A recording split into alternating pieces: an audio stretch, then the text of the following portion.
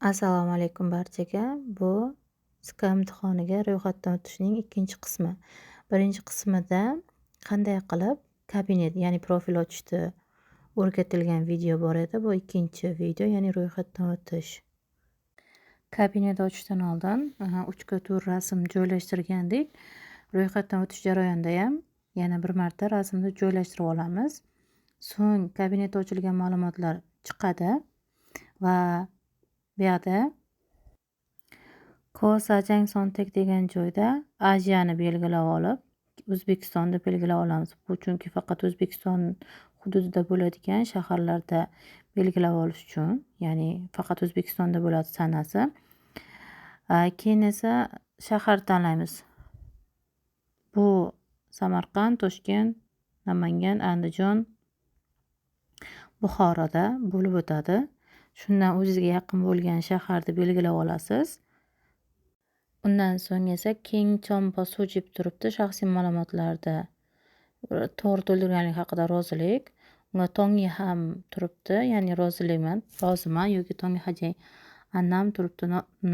Rozilik bermasangiz imtihonda qabul qilinmaysiz. O'sha uchun hammasiga rozilik belgisini bosib chiqib, keyingi qismga o'tasiz. Undan keyingi qism esa, ya'ni koreys tilini qaysi hakvonda, ya'ni o'quv markazida o'qigansiz. Misol uchun bu yoqda Sejong o'quv markazi yoki boshqa o'quv markazi. Misol uchun men Sejong o'quv markazida o'qimaganligim uchun Gita, ya'ni boshqa o'quv markazini belgilayman. Va so'ngida koreys tilida darajangiz. Boshlang'ich, o'rta, yuqori daraja. O'shandan bittasini belgilaysiz. Keyin koreys tilida keyingisi Hangugo haqsib kelgan. Koreys tilini necha yil davomida o'qigansiz? Masalan, 1 yildan 2 yilgacha, 2 yildan 3 yilgacha turibdi. Men 2 yildan 3 yilgacha deb belgiladim. Keyingisi Hangugo Pyonga. Ya'ni koreys tilidan sertifikatingiz bormi? Bor, yo'q. Misol ism, opsim turibdi. Ismda bo'lsangiz, yana ko'proq ma'lumot to'ldirasiz. O'sha uchun men yo'q deb belgilab oldim. Keyin sizda SK imtihoni yoki topik yoki boshqa koreys tilidan darajangiz bor. Bu qachonki ekranga chiqadi, siz agar koreys tilidan darajangiz bormi deganda ismda bo'lsangiz, ya'ni bor desangiz, ya'ni topik, SK qaysi biridan degan ro'yxati chiqib keladi. Agar siz yo'q desangiz, hech qanaqa ma'lumot chiqib kelmaydi.